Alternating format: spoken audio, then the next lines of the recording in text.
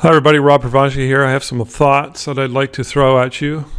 Primarily my main question is, what came first? The chicken or the egg? In business, what I'm really asking is, what came first? What was I first? Was I a business person first or an artist?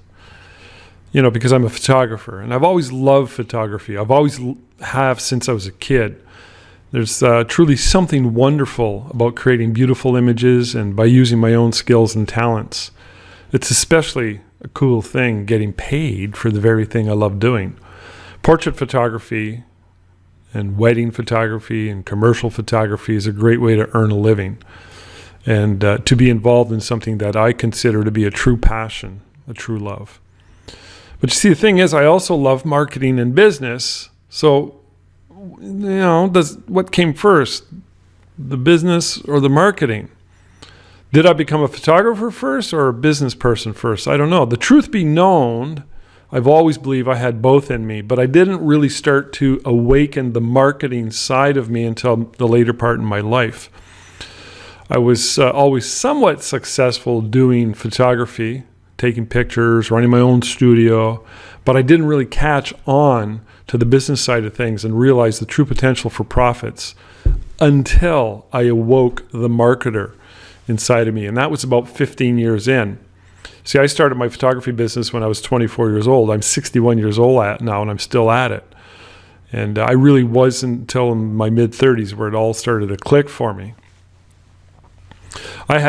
When I started out, I had very little formal training in both photography or in business. I just had plain old school ambition. I had more balls than brains.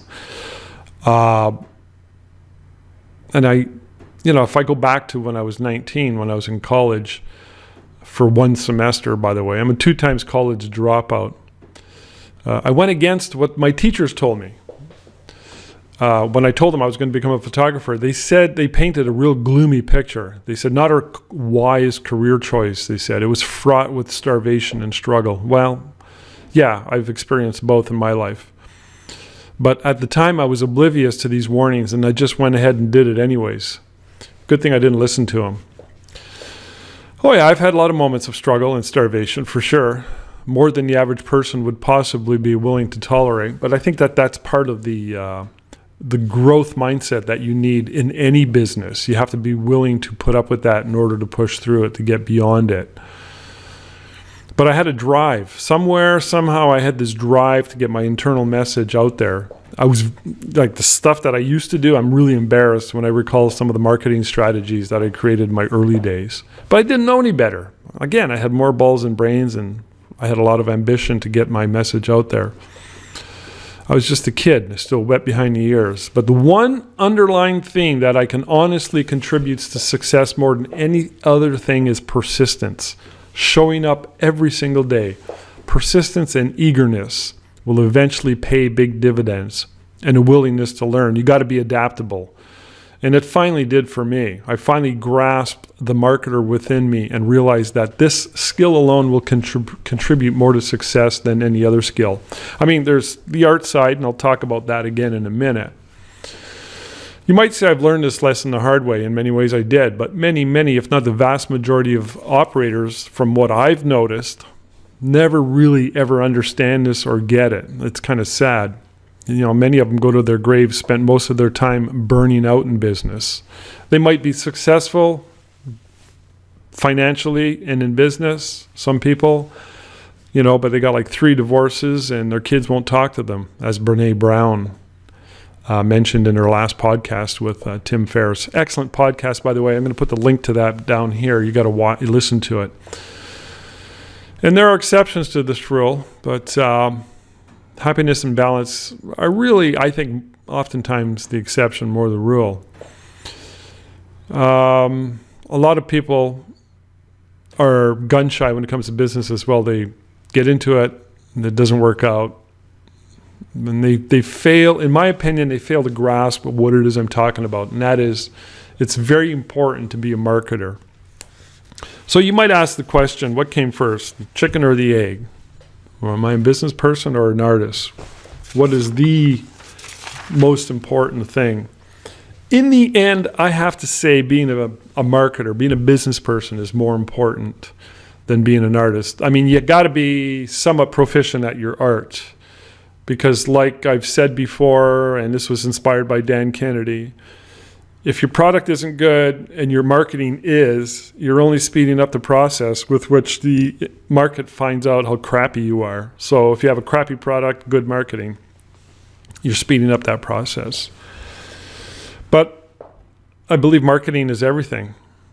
And it ties into art. You know, you think about business, there's a lot of art in business. Unless it grabs you like you're a neurotic addict, where you're successful financially in business, but you're not happy. That's not good. So there needs to be a balance where you feel good at the end of the day. And in that respect, business is a bit of a game. So look at it that way. It's a bit of a game, and it's a fun game. So one thing I realized as I look back, and I realized this when I started to really take off in business, you know, at my peak, there was resistance to being in business. It's like you're selling out when you're doing too much marketing because you're an artist. It's complete nonsense. But the truth of the matter is that there is freedom. There is freedom and discipline, as Jocko Willink would say. And again, I'll post that video from Jocko. He's a retired Navy SEAL, and he's got an excellent book out and podcast. And when he said this, discipline will set you free, boom, I knew exactly what he was talking about, and that's exactly part of my message. And Brenee Brown too, she said that a routine will set you free, and it sounds contradictory, but it's not. So as I finish off what I'm trying to tell you, let me explain it this way. The more success financially I acquired, the more structured my schedule became, the more disciplined I became, the more the doors to being artistic showed up, both in business and in my art as a photographer. Do you understand what I'm saying?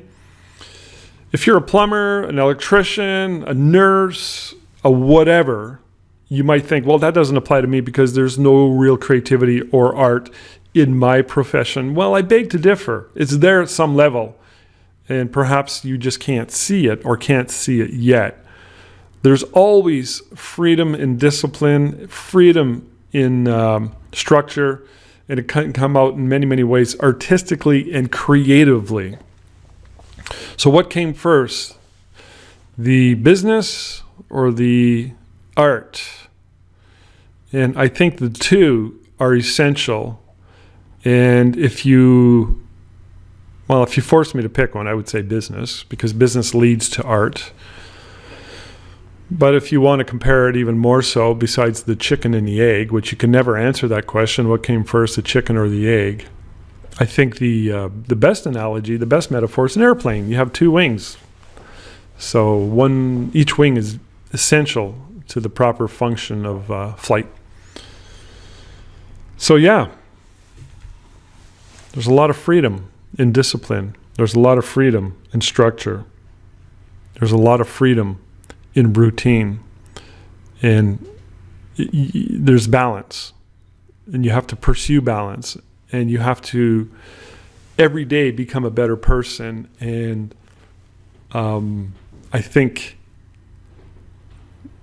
one thing that I've said over the years is that every business is a reflection of the owner. So if you're sort of doing good, being good, you're a good person, your business will reflect who you are as a person. Likewise, if a business is sick, not working, usually the problem, you can point to the owners, point to the top. That's been said before. So what came first, the chicken or the egg? What came first, the business or the art? They work together. All right. That's all I got to say about that. Thanks.